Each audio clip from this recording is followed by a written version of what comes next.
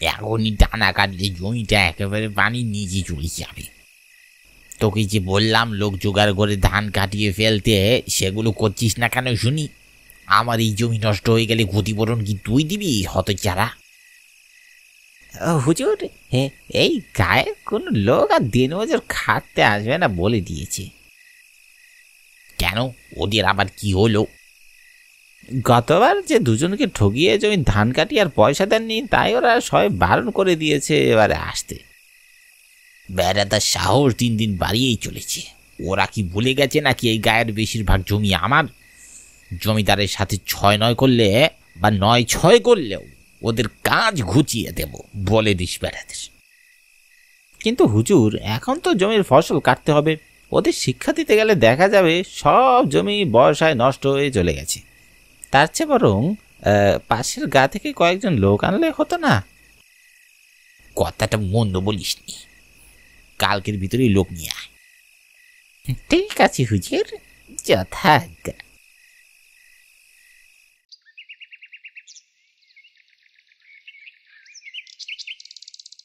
কাজের সন্ধানে মুখ দিয়ে রক্ত উঠে গেলেও কাজ পাচ্ছি না বেশ কিছুদিন।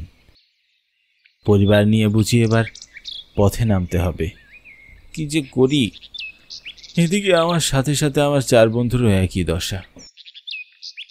নেই কাজ তো খইবাজের মতন সারাদিন চায়ের দোকানে বসে আমরা সময় পার করি। ধার দেনায় জড়িয়ে একাকার হয়ে আছি। এই পরিস্থিতিতে শুধু একটা কাজ চাই, কিন্তু সেও বা মিলবে কি করে? হে নিয়ে কথা হয় রোজ সবার সাথে, কিন্তু তাতেও কোনো লাভ নেই। আমি সজল, দিনমজুরের কাজ করি। আমাদের দলের 4 জনের ভিতর সর্দারের অবস্থা বেশি ভালো না। আমরা তো তাও সংসার শুরু করিনি, তাই এক পেট নিয়ে সেখান থেকে ঘুরে বেড়াই। তবে সর্দারের সংসার আছে, বাচ্চা আছে। রুগ্ন শরীরে সামনে বসে আছে সর্দার। দেখে আজ বেশ খুশি মনে হচ্ছে তাকে। এই বিপদের সময় সর্দারকে খুশি লাগছে কেন জিজ্ঞাসা করা হলো। সে বলল, দারুণ খবর আছে রে সজল। কি খবর সর্দার? কাজ পেয়ে গেছি রে আজ। রোজ দিন 50 টাকা করে দিবে মজুরি। গায়ের বেশিরভাগ জমি শুনেছি তার। আমাদের গায়ে এমন লোক আছে বলে তো শুনিনি বাপু। আরে আমাদের গায়ের হবে কেন, পাশের গায়ের জমিদার রে। জমিদারের চেনা কালো এসে গতকাল বলে গেছে আমার সাথে। আমি তাদের সাথে কথা বললাম, জনে রাজি হয়ে গেল। এ তো খুব আনন্দের কথা সর্দার। এতদিন কাজের অভাবে কত ধার দেনা বেরিয়ে গেছে। তা কাজে যেতে হবে কবে? বললো আজ থেকেই যেতে হবে, বিকেলে রওনা দেওয়া যাবে। রাতে গিয়ে কাজ শুরু করতে হবে। তোরা রাজি তো? রাজি মানে? হ্যাঁ, আলবাত রাজি। আমিও রাজি। আমিও।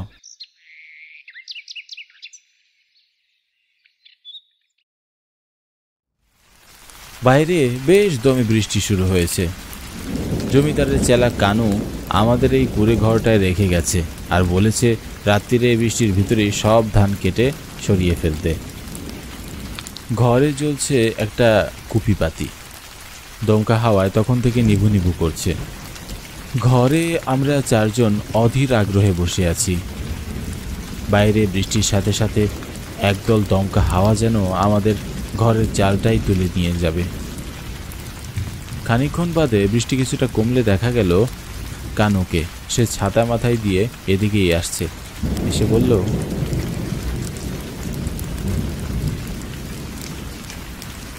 চলো চলো চলো, সকালে চলো, কাজ শুরু করে দিতে হবে।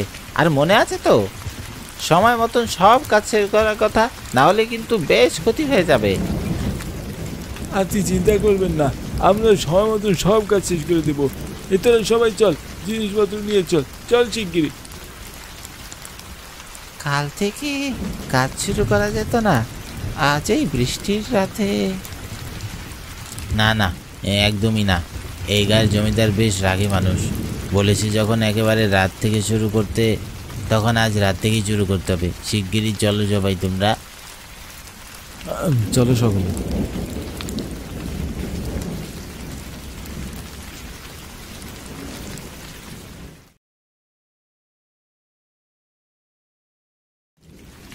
আজ দুদিন হলো সর্দার বাড়ি নেই, কাজেও আসছে না। শুনেছিলাম ছেলেটার নাকি ভীষণ জ্বর, কিন্তু তাই বলে আমাদের সবাইকে না বলেই চলে গেল। এ মেনে নিতে ভীষণ কষ্ট হচ্ছে আমার। এদিকে কানু বলে দিয়েছে সর্দার এবার এলেও ওকে আর কাজে নেওয়া হবে না। সর্দার যে হুট করে এমন কেন করলো বুঝতেই পারছি না। এমন করে আমাদেরকে না বলে যাওয়ার মানুষ তো সে নয়। তবে কি ছেলের অসুস্থতা বেড়ে গিয়েছে? আমাদের জানানোর সময়টা পর্যন্ত পাইনি। কে জানে কি হয়েছে।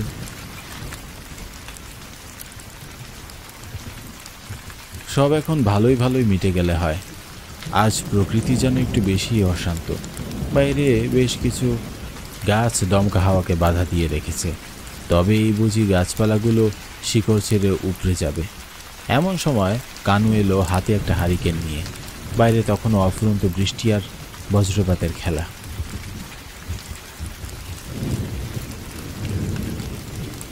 কি গো, তোমরা বসে আছো কেন? শিগগিরই কাজে লেগে পড়ো, কয়েকদিনের ভিতরে বন্যা হওয়ার সম্ভাবনা আছে। শিগগিরই কাজে লেগে পড়ো তোমরা। আমাদের সর্দার হলো আমাদের দলের মাথা, সে এখন এখানে নেই। তাকে ছাড়া তো 2 দিন কাজ করলাম, কিন্তু তার কোনো হদিস পাচ্ছি না আমরা। এভাবে আমরা কাজ করি কি করে?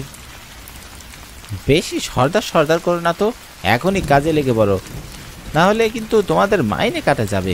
সে কথা মাথায় রেখেই কাজে লেগে পড়ো। কথা বলে লাভ নেই সজল, চল আমরা বরং কাজে লেগে পড়ি। সেটাই ঠিক হবে এখন, চল রে সবাই কাজে লেগে পড়ি। বৃষ্টির তাণ্ডব যেন কিছুতেই কমছে না। এ সময়ে ভারী বৃষ্টির বন্যা সৃষ্টি করে অসংখ্য মানুষের ক্ষতি করে ফেলে। জমির ফসল কাটা প্রায় অর্ধেক শেষ হয়ে গেছে। আর 5 দিন মতন কাজ করলেই সব কাজ শেষ হয়ে যাবে। এভাবে বৃষ্টির ভিতরে আমি, মানিক, হরি যাচ্ছি জমির উদ্দেশ্যে। আজ রাতের ভিতরে এই পাশের ফসল কেটে ফেলতে হবে।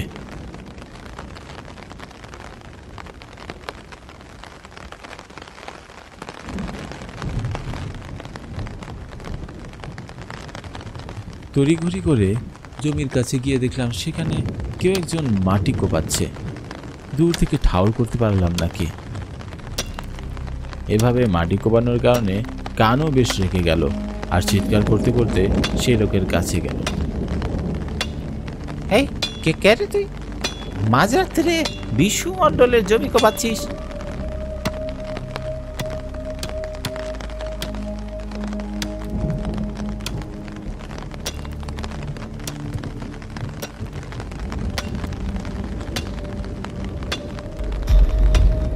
কি তুই তুই কিভাবে এলি? কোথেকে এলি? রাম রাম রাম রাম রাম, কেউ আছে, বাঁচাও!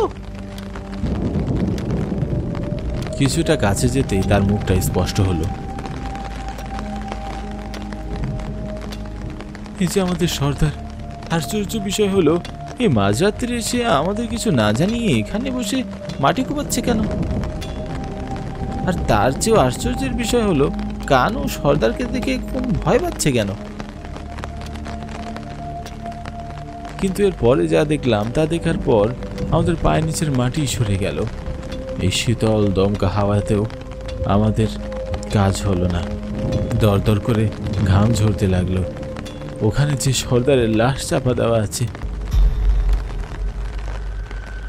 তবে এত সময় যে লাশ খুঁজছিল সে কি হচ্ছে এসব? সর্দার নিজেই কিভাবে নিজের লাশ করতে পারে? পাশে দাঁড়িয়ে থাকা কানু যেন নিজের চোখেই বিশ্বাস করতে পারছে না। সর্দার, তুমি এখানে দাঁড়িয়ে থাকলে এই লাশটা কার? এ যে একদম অবিকল তোমার মতন। কি হচ্ছে এসব? ওটা তুমি কোথায় গিয়েছিলে? এই লাশটা কার? এই লাশটা আমারই। ওরা আমায় খুন করেছে। কটা টাকা চেয়েছিলাম বলে ওরা আমায় খুন করেছে। মিথ্যা কথা, মিথ্যা কথা সব।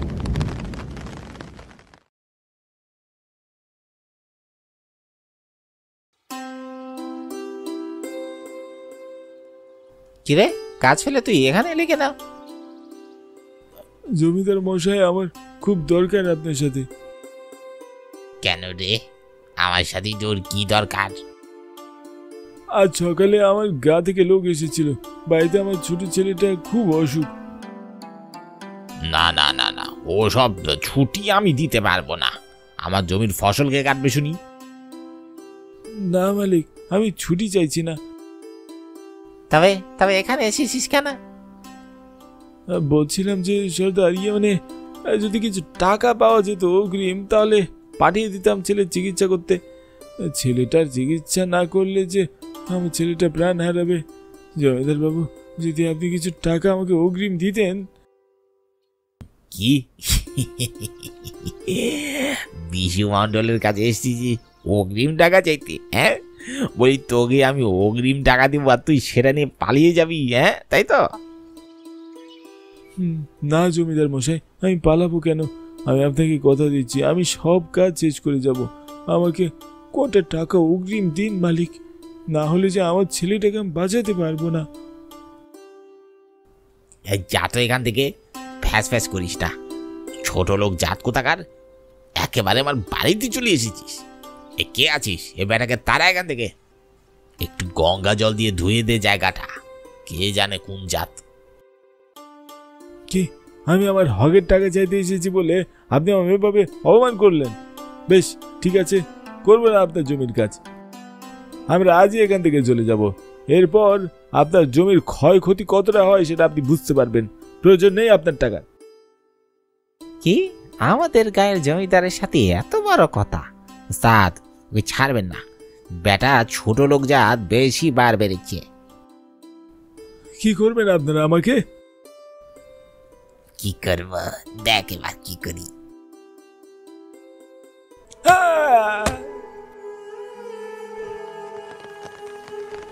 সর্দারের কথা শুনে চোখ থেকে কখন যে পানি চলে এসেছে টেরই পায়নি। আমাদের সর্দার আর বেঁচে নেই, এটা ভাবতেও গায়ে কাটা দিয়ে উঠছে।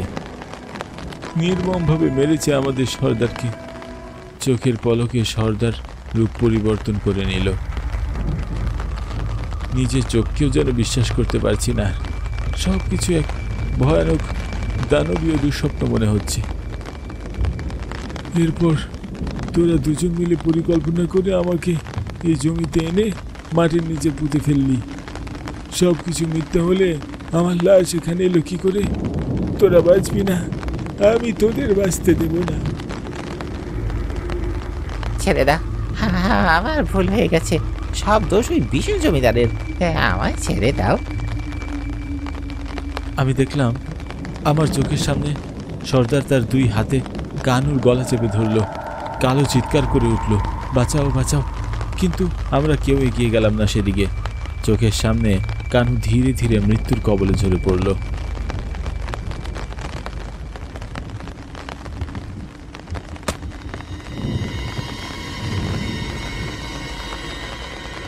এরপর সর্দার আমাদের দিকে তাকিয়ে নীরব হাসি দিয়ে অদৃশ্য হয়ে গেল।